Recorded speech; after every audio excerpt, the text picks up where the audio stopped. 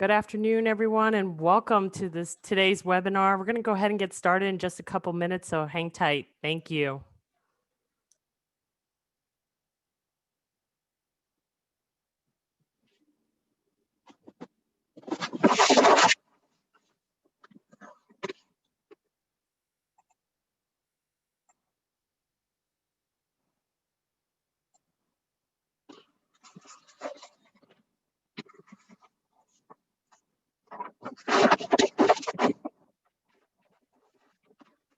What are you doing, David? Once again, good afternoon, everyone, and welcome to today's webinar. We're going to get started here in just about 30 seconds or so. Thank you.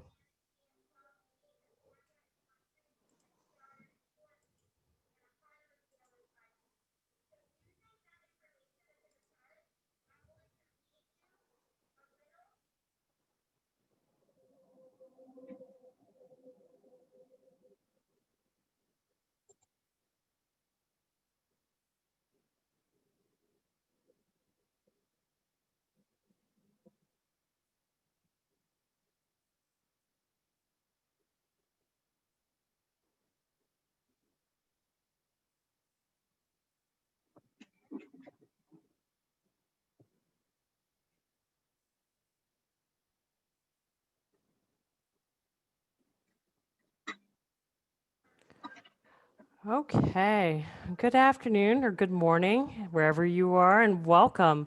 My name is Casey Murphy, and I'm ACT's Director of Programs and Events.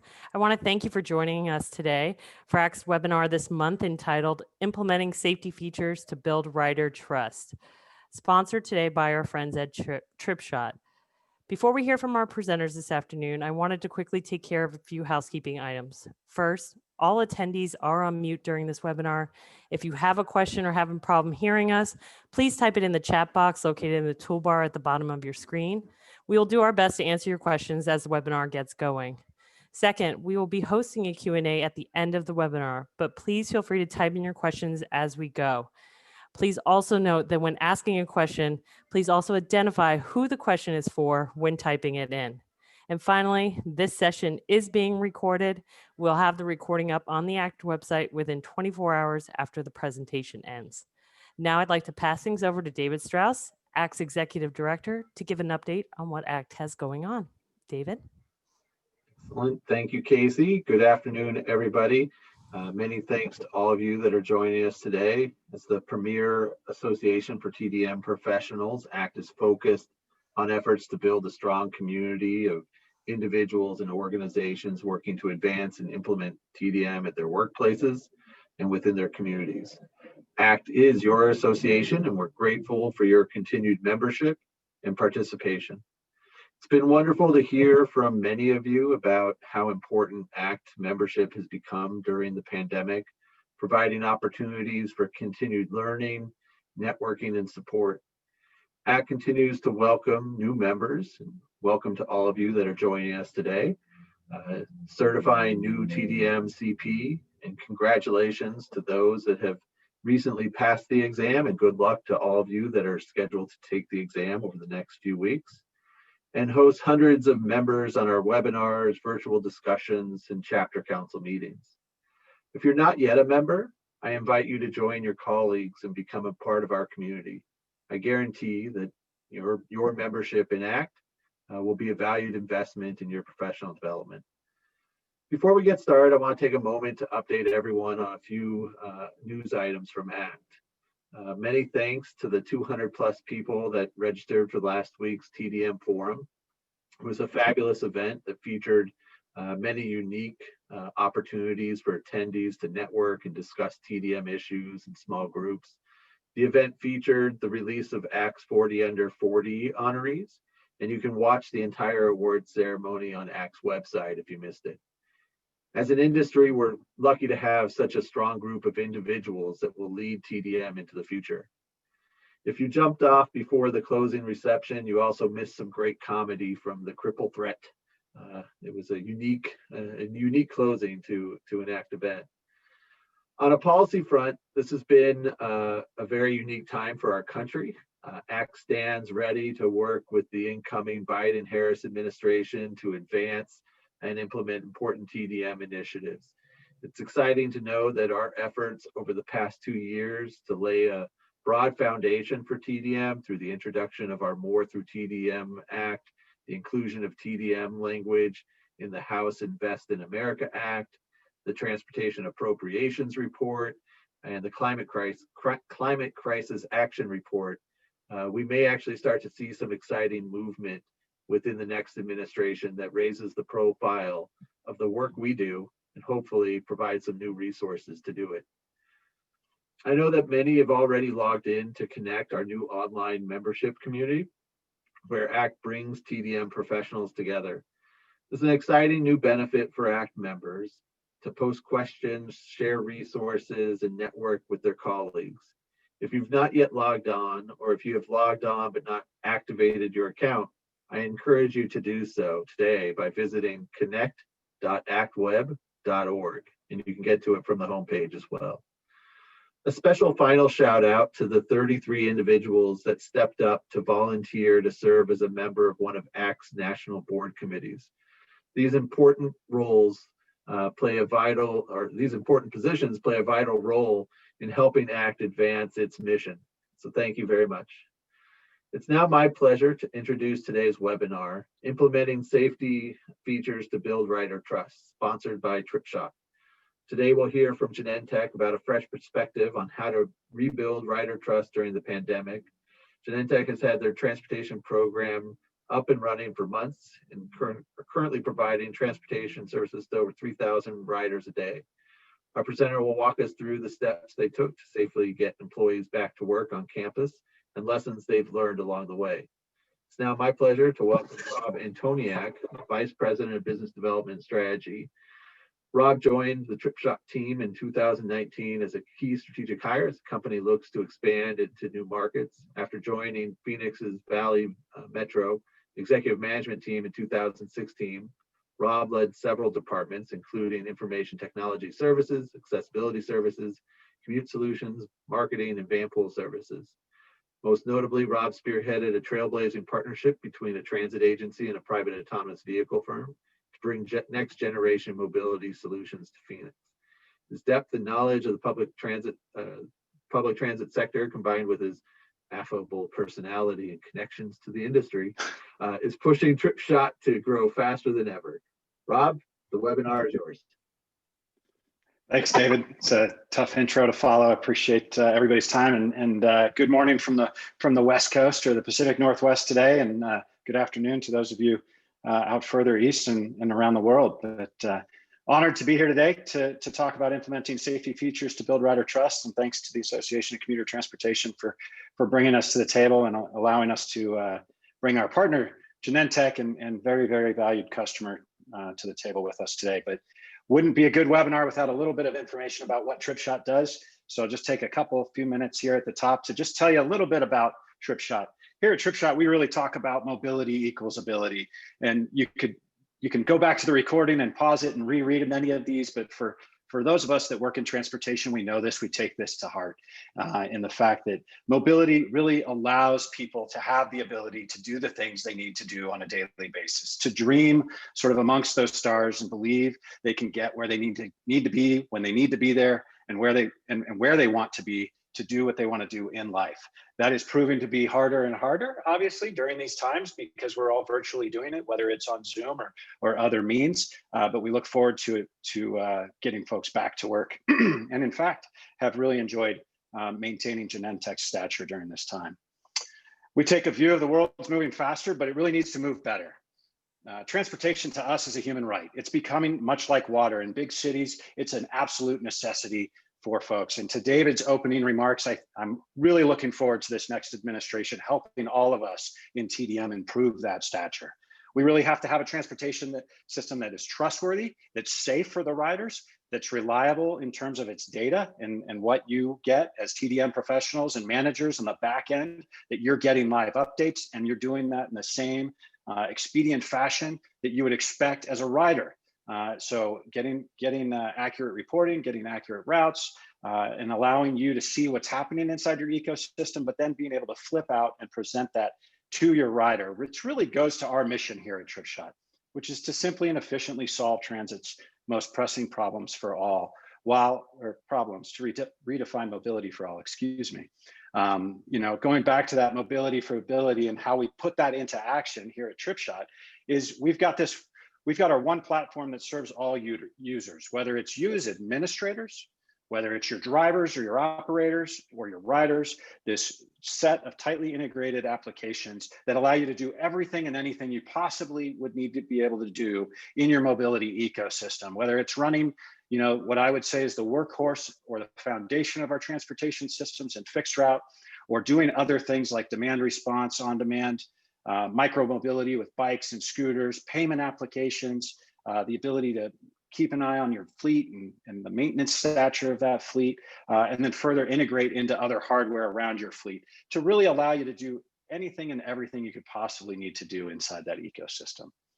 As we approach the pandemic, this was not slowing us down.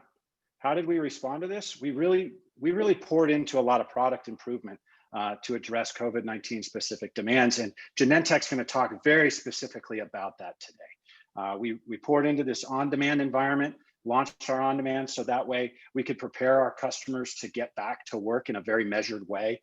We launched rider reservations and capacity management and some rider safety enhancements to our application that you as administrators on the back end can present to your riders that allows you total administrative control. Again, Mandy's going to probably touch on a lot of this. Allows your riders to see what the capacity of those vehicles are. You might need to take a 40-passenger bus and limit it to 10 passengers for social distancing and present to your riders that you have social distancing efforts deployed to be able to keep them safe and rebuild that trust with your rider when you get them back to work. But most of all, this is layered on top of that already dependable 1-second latency of telling people where their vehicle is, when it's going to show up, and how they're going to get from point A to point B, and then how they're going to board that vehicle when it does arrive. So beyond those things, we've really sat in this ready, set, go kind of arrangement with our customers. So we're in a ready, set position, ready to turn the lights back on for those of you that maybe have paused service or continue to enhance those services for customers like Genentech that have kept going through COVID here. But most of all is listening to our customers' needs and bringing those ideas to the ecosystem that exists for them today to manage their entire environment. So with that, I'm gonna turn it over to Mandy Basile. She's the Marketing and Technology Transportation Program Manager at Genentech. She enthusiastically leads the implementation and marketing of tech solutions for gRide, Genentech's South San Francisco transportation team. As program manager, she manages all aspects of performance for app-based services. So she's heavily engaged with us on rideshare, mobility operating systems, carpool, enabling new services, a variety of other things. The favorite thing that our team has and enjoys about Mandy is she brings a great fun-loving atmosphere, likes to have a good time, and leads with a big heart and a lot of laughs. So with that, I'll turn it over to Mandy.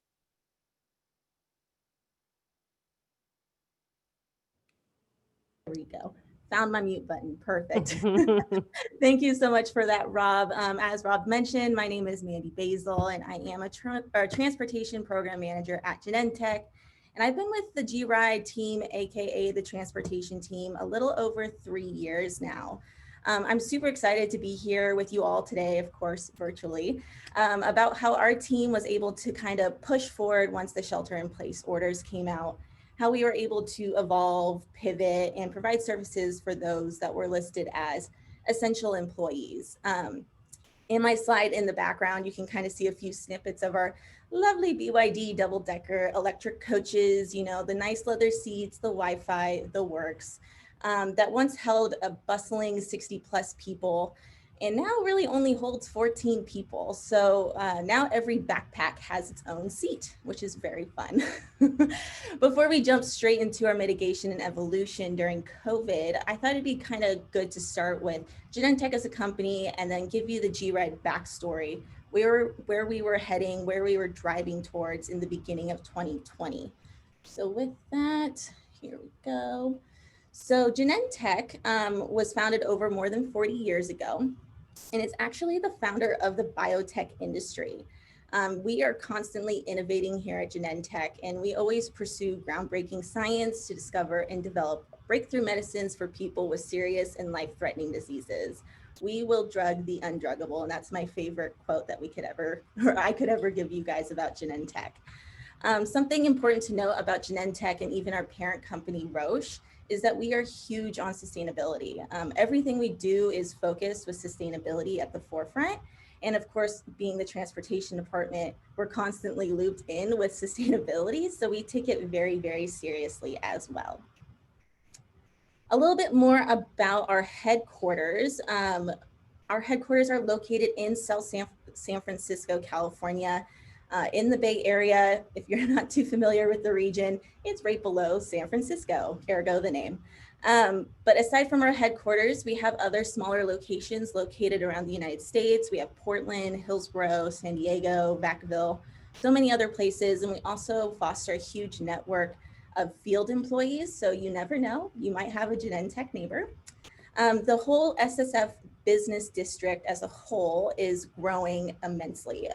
It is booming and is actually expected to double in population in the next 20 years, which means the already there traffic is just going to double, and it's going to get worse. So it is something that we're definitely taking seriously, and we're looking to make partnerships in the area to make sure that we can solve this problem.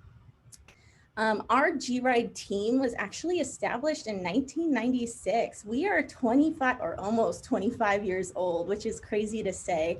And this isn't a flex on the fact that, you know, we've been doing this forever. It's just more of a testament to how Genentech takes this very seriously, and they look to transportation as a solution for their sustainability. We, on a pre-COVID day, would see 10 to 15,000 commuters come on site. Now in this COVID world, we really only see 3,000 commuters, give or take, on a daily basis. And they're coming from all over the Bay Area. They are not within your 5 to 10 mile range. They are, you know, 2 hour plus commutes sometimes coming into campus. Really shows that it must be a great place to work if they're gonna travel that far.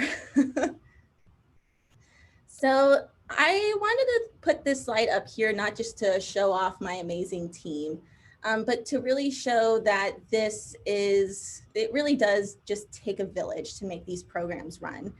We are not a one-man show.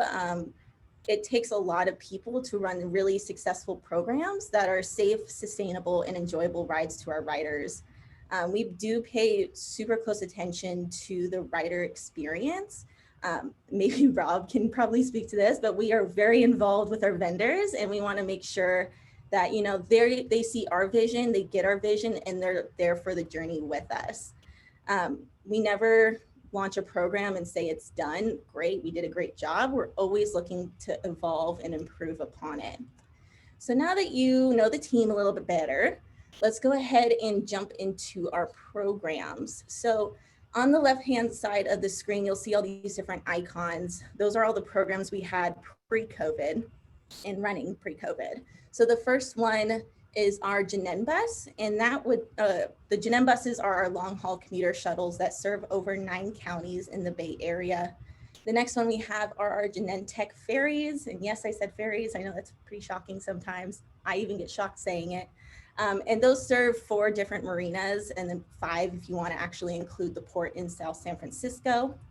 We also have transit connector shuttles that carry riders to and from our public transportation, BART and Caltrain. And those shuttles are actually open to the public. So if you're just coming to the district, anyone can hop on and, you know, ride and connect to public transit to the region. If you are a Genentech employee, you actually get your public transportation costs refunded.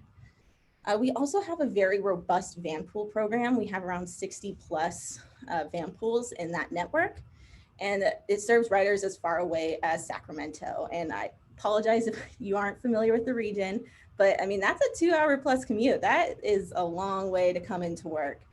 So it's a very popular program, and those that use it love it.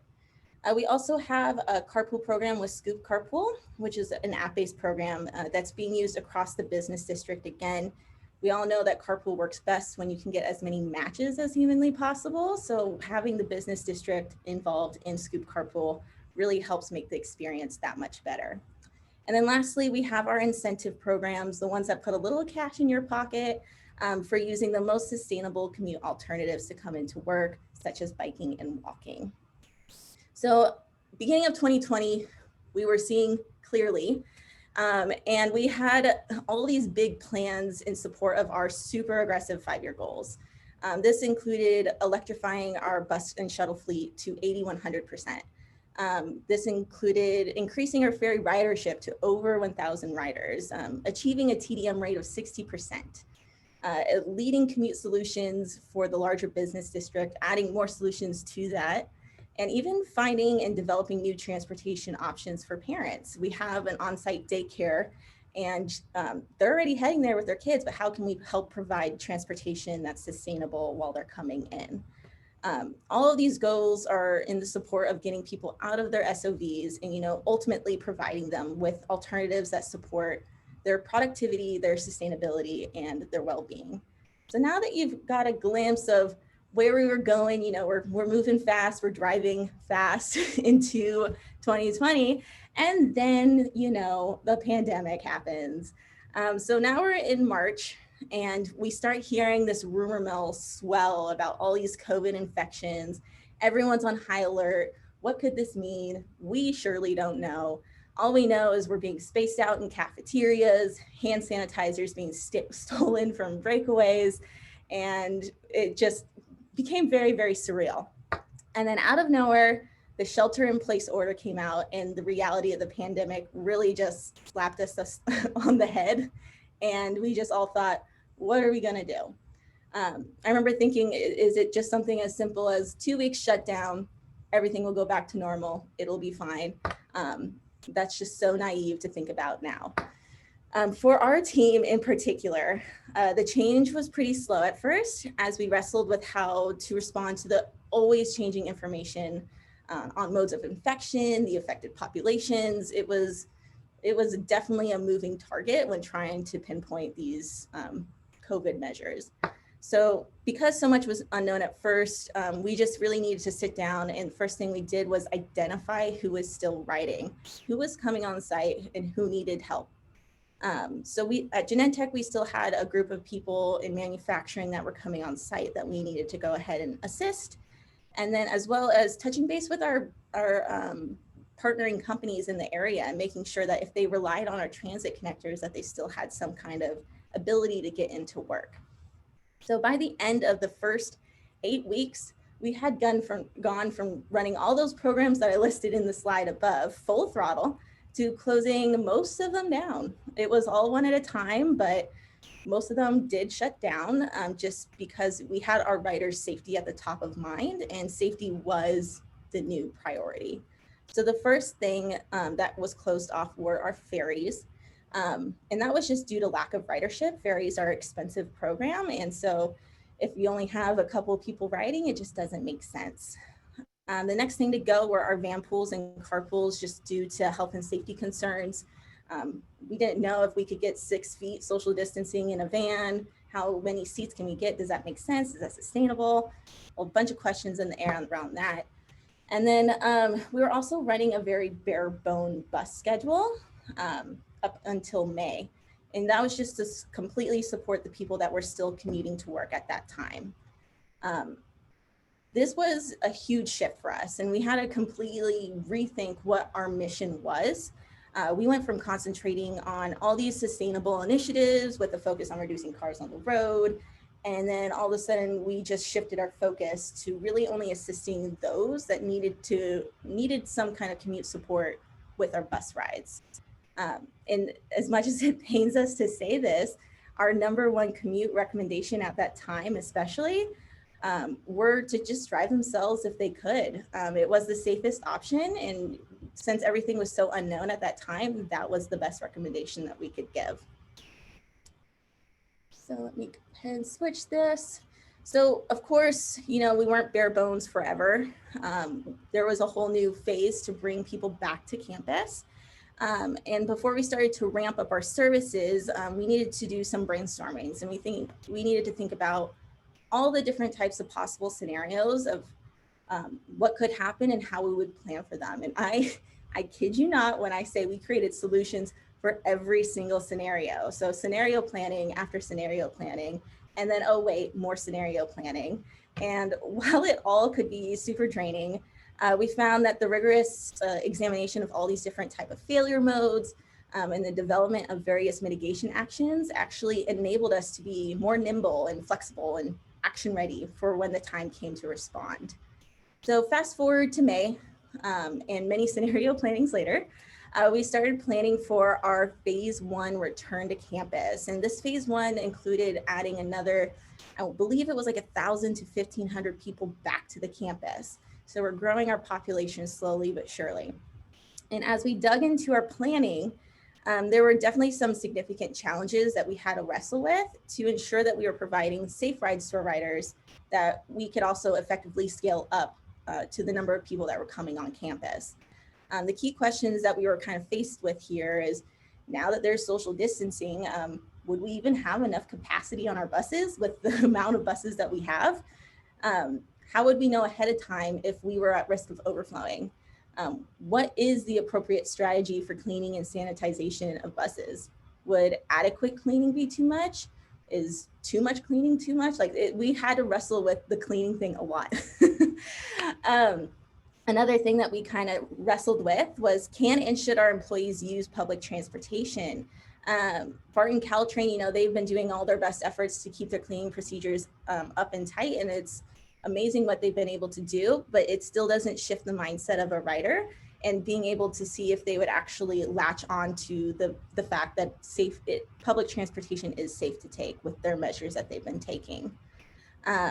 The other thing is, how can we make sure that we're doing everything possible to keep our backbone, our bus drivers, nice and healthy? What would be the impact of the program if all of a sudden our bus drivers just all got sick? That was another fun scenario planning exercise. Highly recommend if anyone wants to try that one. And then lastly, how can we communicate to our riders that make them feel safe, yet understanding of the situation? Commutes are really personal to people, and when you change up their commute, it can affect a lot of people in a lot of different ways. So how can we talk to them that's reasonable and that they get it and they don't come back and try to fight with us to get their route back? So our planning efforts, including all the answering all the questions that I just shared, we made important strides forward, and we began to dig into research and benchmarking. We discovered there was already a pretty good deal being written and discussed, especially in cleaning and that's a hard word for me, sanitization and social distancing, specifically in the transportation space. We discovered that our bus manufacturers were actually doing a lot of the work themselves and engineering these solutions that we could go ahead and implement. We also spent a lot of time meeting with our peers and other corporate commuter programs and talking to the Bay Area Council and learning from United Airlines about their evolved cleaning procedures. These types of inputs really help shape and mold our early approach to our cleaning. So now the big hefty slide, our COVID-19 mitigation. So first thing we did, of course, is social distancing. We greatly reduced our capacity on our vehicles to ensure that we were following the 6-foot rule. But in order for us to achieve appropriate social distancing, we had to eliminate about 80% of our existing capacity. This meant our 40-passenger seat buses could now only seat 6, and our largest double-decker bus that usually seats like well over 60 could now only seat 14. This was just a matter of math and distance, and there was no engineering solution that could even possibly change these numbers. The numbers are what the numbers are, and that's what it is. We also introduced a reservation system to our riders, which I'll speak more to later. We also placed markers on our on-site campus bus stops to help give some visual cues of where riders can wait and queue for the buses. We also ensured that we distanced out our bus drivers as a whole. Once again, we wanted to make sure our drivers are being very, very safe. And the building that we were in, is great when you're standing around, but when you have to distance out a bunch of drivers that there's not enough room for them. So we really had to make sure that we found an appropriate space for them to be safe. The next thing is safety precautions. I'm sure most of you guys have heard of all these measures, but we'll just run through them quickly. We greatly increased our cleaning and sanitizing measures, including electrostatic fogging. We introduced plexiglass barriers for drivers on buses that didn't already have them. We have hand sanitizer and wipes on every single bus, and PPE is absolutely required for all riders and drivers to ride. The reduced schedule is probably the most complicated COVID mitigation that we've done, just because we've actually never really reduced or had to look this closely at our ridership before. And it was way more complicated than we thought. What we did is we used our data that we've gathered to anticipate demand and address capacity. So we went ahead and we sent out some surveys to the returning employees to help understand their commuting plans. And then what we did is we matched that with our existing Tripshot data and married the two to kind of do some predictive analysis of where overflows may occur, as well as where capacity may be significantly underutilized. So it just became a vicious game of guessing, but it did help in the predictions in the long run. We also had to work with our Genentech workforce a lot when we reduced our schedule. We needed to make sure that we were accommodating their new work schedules and that we understood what days they were coming on site and when, so that we could go ahead and make better, robust routes. We had to deal with drivers in the union. We had a change management piece going on at the time. So we were actually transitioning from a different operator. So try going through a transition during COVID. It's not the easiest of tasks in the world, but it's definitely doable. But we were able to do it virtually, and it has been working out great since then. And then we also needed to communicate out to riders about a reduced schedule. And, you know, in a world where riders have been receiving COVID after COVID after COVID comms, how can we make sure that they read our comms and they're not blind to it? How will we make them read that? Another part of our reduced schedule is with that survey that I mentioned earlier to kind of analyze the bus schedule, we also sent one to our ferry crowd. And at this time, our ferries were shut down. So we received data from that survey, and we had high enough demand to relaunch our ferry program. And what we learned is we actually didn't have the density of people to make it work. The bridge traffic became obsolete, making it way, way easy to drive. And after we kind of saw and analyzed the results for a while, we suspended our ferry program for the time being. And then lastly, our DNA shuttles. So we went to an on-call system. By the way, our DNA shuttles are our intra-campus shuttles. So we used to run circulators around campus, but just given the massive decrease in population, it just didn't make sense anymore. And it was pretty wasteful just to run these empty shuttles. So we switched to an on-call system where riders would call in the gRide dispatch and request a ride to whatever building they desire to go with the Tripshot on-demand platform. We found these requests to be rather low. There were maybe around 20 rides per day. So the calls were pretty manageable for our team to handle. All right, so now that you know about our mitigations, I thought I'd take you a day in the life of a gRider. Our experience has changed quite a bit since COVID. You know, pre-COVID, our riders could hop on whatever bus they fancied. They could sit wherever they pleased. You know, your biggest fear was sitting next to someone that snored loudly. And today, we have a bunch of different rules. So our riders are required to wear masks to ride the Genentech bus. So you need to wear it when boarding, when sitting, when disembarked, like the whole kit and caboodle. It does come with its own challenges though. Riders tend to wear the mask when boarding, and then right as soon as they get comfortable, you know, you see a nose now and then or a chin strap. So just expect that. And it's a little bit difficult because the riders will ask us to kind of tackle that. And it's more difficult than you think because the driver's main job once he's on the road is to drive safely. So we've kind of phrased it back onto our riders, telling them that if they see something, to say something. And typically that does the trick. Riders now must sit where they're allowed. So we had these red little barrier things made for our seatbelts that say do not sit. So we can visually see exactly where employees should be sitting and where they shouldn't be sitting. There are some times where people completely disregard the seatbelt message.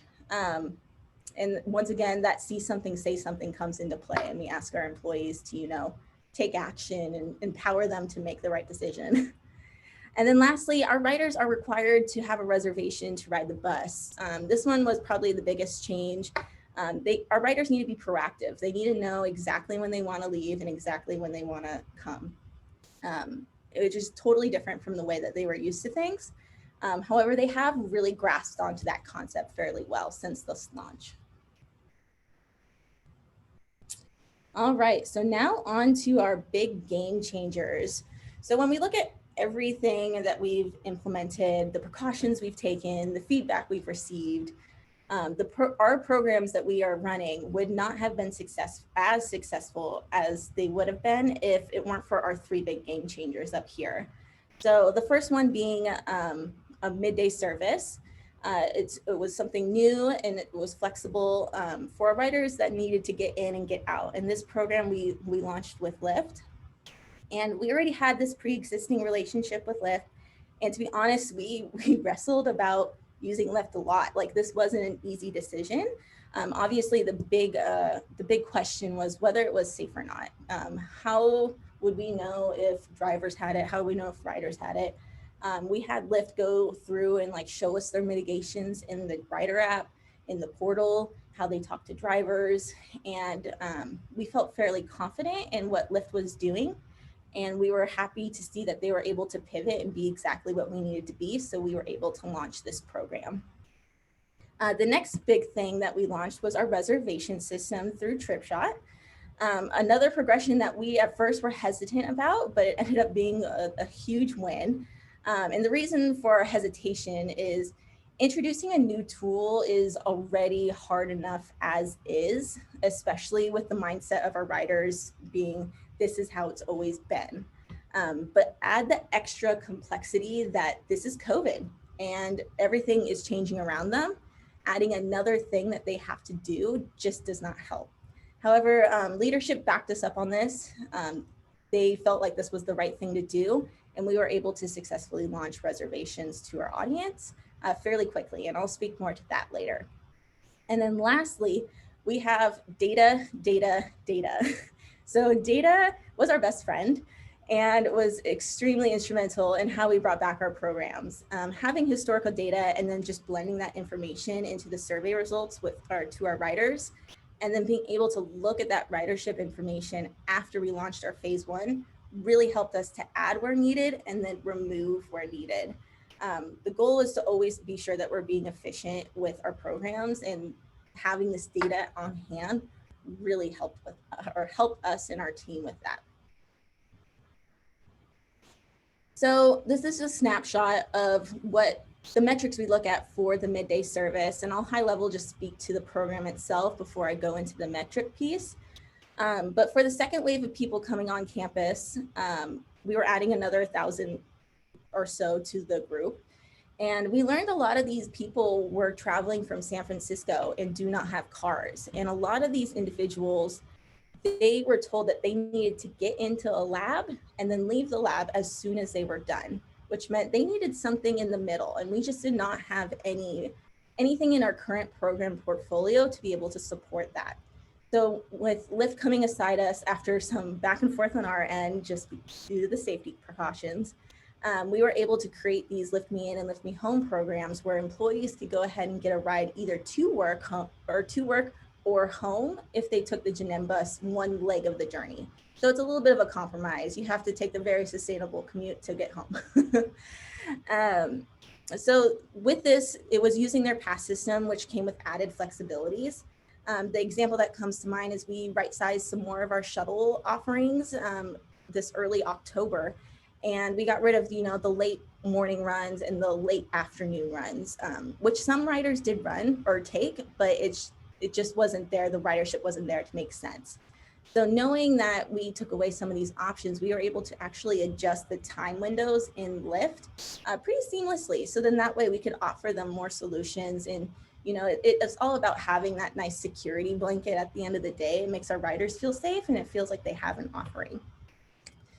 So I threw the metrics on this slide just because, one, metrics mean everything to us. We do this weekly. We look at the numbers every single week. We evaluate them. And while the numbers might be small, that's not what it's about. It's about understanding where our ridership is coming from and having this real-time information, because that is everything, especially in this day and age. It's an important capability that we've only really gained in this last year. And now we're here 9 months later and just realizing the full importance of having this data is. It's super important, and we really look to our vendors to make sure that they can go ahead and provide this information to us, because it does really help shape and mold our programs. All right, so the next one is reservations. So why the switch to reservations? Why do we need one? There were just so many unknowns that we weren't able to confidently predict the future ridership on the buses and boats. We also needed to monitor and manage the rider demand. We didn't have that ability before in the past, and reservations gave us that ability.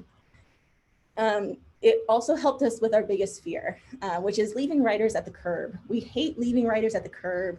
We feel terrible doing it, and this really helped to kind of mitigate that.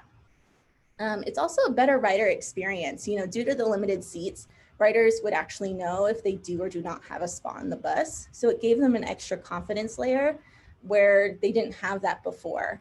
And at first, once I mentioned this whole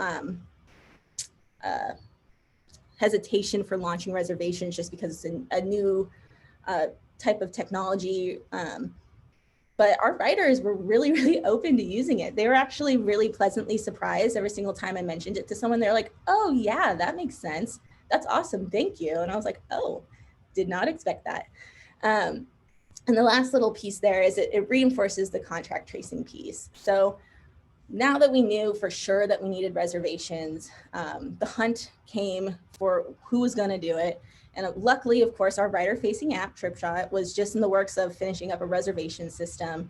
And we were able to work alongside Tripshot and launching this new functionality. And I think we were actually one of the first ones to launch it. And we got to be, the guinea pig. And, it was kind of awesome because we got real-time troubleshooting. We were able to fix issues quickly and adjust things that needed to be adjusted in a very, very short time frame. In the span of 2 weeks, we had tested, implemented, and launched the reservation system to our riders. And what a huge win it was. Riders no longer had to worry about whether or not there would be room on them for the bus. Our team now also gained a new tool in their toolbox in the existing portal that we already had in Tripshot.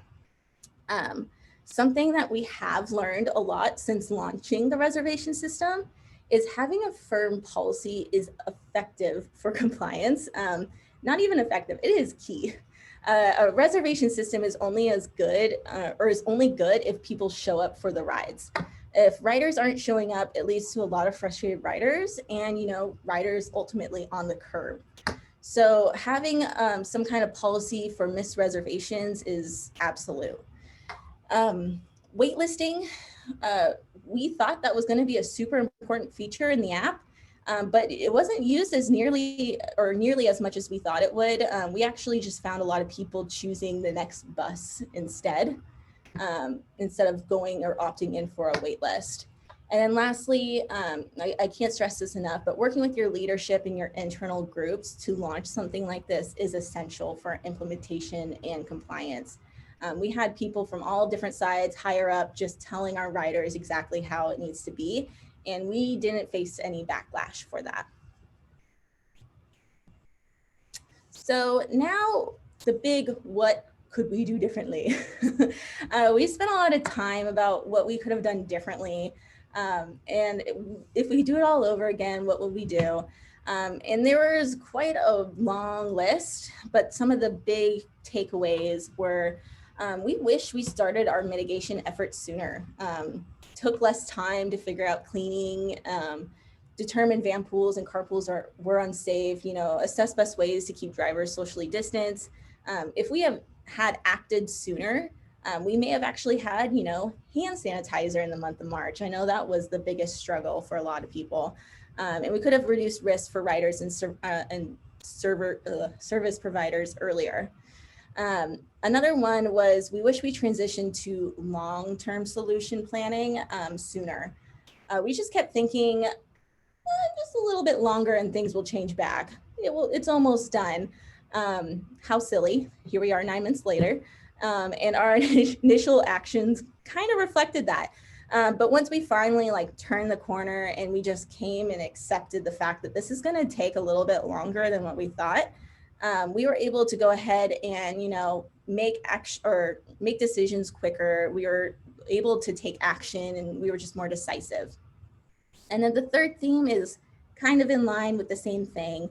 But our team, my transportation team in particular, we were so used to an in-person meeting group that switching to this virtual world was kind of difficult for us. And it was along the same boat of, oh, we only have to do this for a little bit longer or whatever, and then we can go back to meeting in a room together and brainstorming all together. And if we just kind of came to terms to use the tools that we had, instead of thinking that, things will get better in next week, we probably could have, been in better communication with one another, working on processes, XYZ.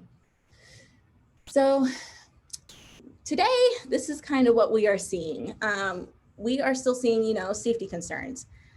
People still do not fully trust public transportation. We will always list it as an option, but it still isn't the most popular option for people to take. With that, what we're seeing, since they do not trust public transportation, is people are wanting to get back into their old modes of transportation, that being their SOVs. So how do we combat that when we do go back to this normal world? Obviously, the second one is people are still working from home, even after 9 months. But the kicker here is they're getting good at it and they're getting really comfortable in it. Not to say that people won't want to come back to the office, because I believe that they will, but I think it will greatly influence how often and the times that they come in. In the long run, that does help with traffic congestion, but it's so unpredictable that now we're going to have to play this game of unpredictability. The next one is, an increase in SOVs. I mean, we were even recommending to people to use their single occupancy vehicles, and they could have been, ferry riders, BART riders, or Caltrain riders back in the day. How do we go ahead and flip that mindset back to sustainability and get them back into their alternative modes? So to end, I just kind of want to leave y'all with a call to action, and kind of take our learnings in when you're thinking about this. But we can sit here forever and try to predict the future, but instead we call everyone to go ahead and shape it. We should spend our time sculpting and building out the programs that we want to see, knowing what is going on. There's safety concerns, working from home, SOVs are on the minds of some of our old riders. And we need to make sure that we just go back to what drives people to commuting and remind them why they chose to take these alternative modes of transportation in the first place. So really just going in there, sculpting and building and executing. And that is it. Thank you so much. I think it's time for questions. Yes, thank you very much, both Rob and Mandy. Appreciate your time here. Just want to remind folks before we get started here, we do have some questions already listed, but if you do have a question, please type it in the Q&A box located in the toolbar at the bottom of your screen. And if you can, please type in who the question is for. As we go again, we'll get started here. This one most of them are going to be for you, Mandy, so prepare yourself. But how do Genentech buses remove aerosols from the air? That is a great question. And I wish I had the answer to that one. I was not heavily involved in the filtration system for our buses. But if you want to contact me afterwards, I'm more than happy to link you up with someone that would know that on my team. Okay. And you kind of touched upon this next question a little bit, when you're talking about the reservation system, but, when you required it, reservations for your buses, was the reaction mainly positive or negative? Can you give some examples of how people were reacting? Yeah, so I would say it was overall positive. I mean, you definitely had your disgruntled few that weren't totally in love with a reservation system. But it was overall pleased. It was something that people were like, yes, this makes sense. I want to make sure that I have a ride on the bus. And they understood that. I think the general feeling towards reservations is positive. There is something to be said, though, about our policy. So we do have our missed reservation policy just to kind of, thwart bad behavior. And we want to make sure that if you aren't going to ride, you need to acknowledge that you're not going to ride and cancel that ride. There have been, some conversations back and forth with a few riders where they don't think, missing their reservation is their fault and stuff like that. So there are some parts of it that people don't love. But that's more on us in the sense that it's our policy and just what we want to own our riders or have our riders own up to. But the reservation system as a whole was seen very positively to our campus. Excellent. Okay. And actually, your colleague Lauren Bent just chimed in the chat just to let everyone know that you all use the MERV filters in your buses. So There we go. thank you for that, Lauren. Appreciate the Genentech tag team there. Yeah. Here's the next question. With the reserved buses, would it be an issue for passengers when they pass each other as they board or disembark? Or is that not a worry due to the ventilation and the masks, et cetera? We don't think that's as much of a worry. We have gone back and forth with our environment, health, and safety group a lot around this kind of topic because, it's the same thing with drivers. Passengers are constantly going past our drivers to get to their seats and stuff. So we don't think that there's much of a risk there as long as they're not staying there for more than 30 minutes and standing in the same vicinity as that person. As long as they're social distanced out, we feel fairly confident that our riders are safe on our buses. Okay. This next question, I can answer the first part for the attendee. She was saying if she had missed, how do you enforce ridership with reservation system? Can you talk about that just a little bit? And then asking, is there a minimum number of passengers to justify the cost of the commuter bus vehicle? Yeah, okay. So the enforcement piece, so in order to board the bus, you're going to have to make a ticket. And in order to make a ticket, you have to make a reservation. That's basically the biggest enforcement. Tripshot's actually been really great too, because we do know that mistakes happen, phones act up and tickets can't be made. So drivers are actually able on their driver tablet to look at the active registry for that route and go ahead and cross-reference the employee if they wish to board. But yeah, there's no real board at the door anymore. It's all on reservations. And there's just no way for them to get on board without it if they can't make a ticket. As for the question of, is there a right number? I would say no. It depends. We look at low ridership, and typically if we see it in like three passengers for a 14 passenger vehicle, we would consider that to be probably more underutilized than the rest of ours, since we are typically averaging around like a 9 passenger run. So if I had to say, it'd be 3 and under, but it's definitely hard to say it, and it's all very circumstantial. Excellent. Okay. This next one here. Do you or are you planning to implement an enforcement policy for no-show reservations? Can you describe it? Yes, so we do have a no-show reservation policy. So we call it the 3 strike rule, or 3 no-show rule. So what happens is I'm able to pull a report in Tripshot and see who hasn't acknowledged the reservations, AKA they did not make a ticket for that ride. With that, you go ahead and you email them, and I let them know like, hey, this is your first of the month. And they get 3 missed reservations in a month, just because things can happen, we understand these are really unpredictable times. And if they reach the 3rd strike, we actually tell them that they are not allowed to ride the bus for a month. So we will actually suspend the user on the back end and not allow them to make reservations moving forward until we unsuspend them. I will say this though, we have not had to really suspend anyone just because that policy is in place.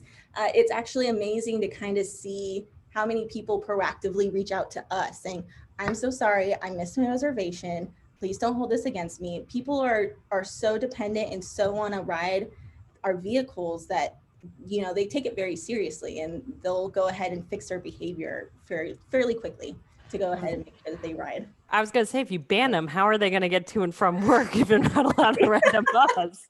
I mean, it sounds kind of cutthroat when you say it like that, but it's definitely, you know, it's definitely worked. And our employees are really making sure that, you know, that they're listening to our rules because they get it. I mean, we want to make sure everyone has a ride and they know the circumstances. So.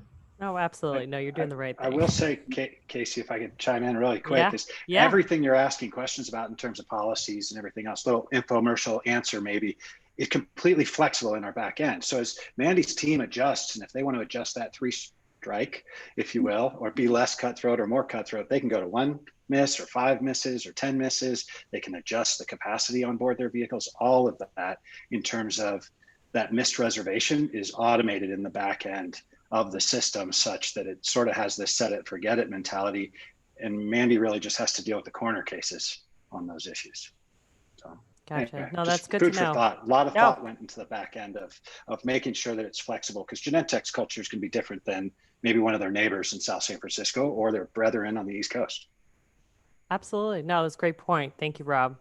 And feel free to chime in at any point too, because I feel like these are all for Mandy. No problem. So this next question for you, Mandy, how has the peer rider enforcement of mask wearing worked out? Have there been reports made on other, colleagues? Yeah, so I mean, it's definitely hit or miss. So you have the people that are a little bit more reserved, or, you know, don't feel empowered enough to confront their employee or their fellow colleague on the bus to be like, hey, can you, put that up a little bit? And we have received a few reports of it. And, when we do receive reports, and if it's consistent, which it has in the past, luckily we actually have cameras on board, and we're able to kind of identify who the passenger is, and, reach out to them and let them know of, what the policy is and that they need to be wearing masks all the time. That definitely does help. And then as far as reporting goes, we do have a higher escalation policy within Genentech for mask compliance, where, it can get escalated to HR. So we do take it very seriously. And so when people do say, like, put your mask on, people are like, oh, yes, of course, my bad. And they usually tuck it up. Okay, great. I'm just going to skip ahead here real quickly because this question kind of went back to our last question here in a slight different way, maybe getting a strike or whatnot here. But if a passenger has not made a reservation but shows up at the stop, are they denied? And how would you handle a situation in which capacity reached one over the socially distanced capacity? Right. So if they are at the bus stop and they did not have a reservation, but they have Tripshot, they do have the ability to board at the door. But what happens is, if there's capacity on the vehicle, there has to be capacity on the vehicle to make a ticket. So if the capacity runs out and there's already enough seats reserved, they will not be able to make a ticket. But let's say there's 11 seats booked, 1 seat is open. I could go ahead and theoretically walk up to the bus, make my ticket, and it will instantly make me a reservation for that spot. So it is board at the door, but it's also like a reservation at the door, if that makes sense. So it's all included on the same reporting in the back end. It's actually pretty cool. In Tripshot, you can see the board at the door feature, and it's, I think, a column in the report upon boarding, and it will have true or false. So it'll let you know who those people are, which we've actually used as a communication tactic to go ahead and reach out to those folks and remind them of the importance of reserving their seats beforehand. I forgot what the second question was. What would you do if there's one over? Oh, Yeah. so Yeah. I don't believe that's actually happened before. And if we were one over, wow, I don't even think it's actually. How to get the team together for another hypothetical situation here. Yeah, that's another brilliant scenario planning. It hasn't happened before. I mean, usually the drivers are very good at stopping people once they reach their count, because they are very aware of what their vehicle can hold, and they will not let anyone else on board if that's the case. Okay. While Genentech hasn't necessarily done this in this capacity yet, some customers, I'll talk about maybe a little bit of some of the thinking is, in our platform, you can have an on-demand vehicle sort of standing at the ready in between and on a route or in those stops, such that if one of those was to occur, you could deploy. So as you get that measured response back to work, don't just think of, oh, I got to get another fixed route vehicle out there with 40 seats, right? And now I've got 15 people on board, I've reached one over. Think about the fact that you can actually use the same assets to maybe do other types of things in order to serve the need to get people back. Because the ultimate goal is getting rider trust back into that environment, to get them back into using mass transportation, whether it's in a private or public side of things. Right. Okay. We're going to try to get one more question in here. Make sure you get everyone's information here on the screen because I'm going to change it in a moment. But real quickly, because, Mandy, we do have other organizations on here that aren't maybe large employers, but may work with transit agencies. One question came up here. Any tips for a larger transit agency that can't limit passengers to 6 feet distance? Ooh. I mean, I would kind of, if you can't limit it, I would really lean on communication marketing on whatever the vehicle is, just letting the riders know and be aware of social distance where it is possible. So if obviously, save a seat or get its arms distance away from people, just general marketing so that people understand, while it's not enforced, like it should be at top of mind and you should distance yourself out as much as possible. Okay. Well, I want to take a moment here and just thank both Mandy and Rob for a wonderful presentation today. This was, I think, a great one for our members and really certainly get a lot of information out for it as people try to plan for their colleagues to come back to work here. So thank you both for a great webinar this afternoon. And thank you all for joining us today. We really appreciate this great crowd that was on for today's webinar, and wanted to send a friendly reminder to all of you that our next webinar will be Thursday, December 3rd at 2 p.m. Eastern Time. Expand your reach with multifamily TDM. It's going to be sponsored by two of our ACT chapters, the Cascade and Chesapeake chapters. So you can register already now at actweb.org, and we'll also be sending an email out shortly. Once again, thank you all for joining us today. We truly appreciate it, and we hope you have a great rest of your day. Thank you again. Bye-bye. You. Thank you.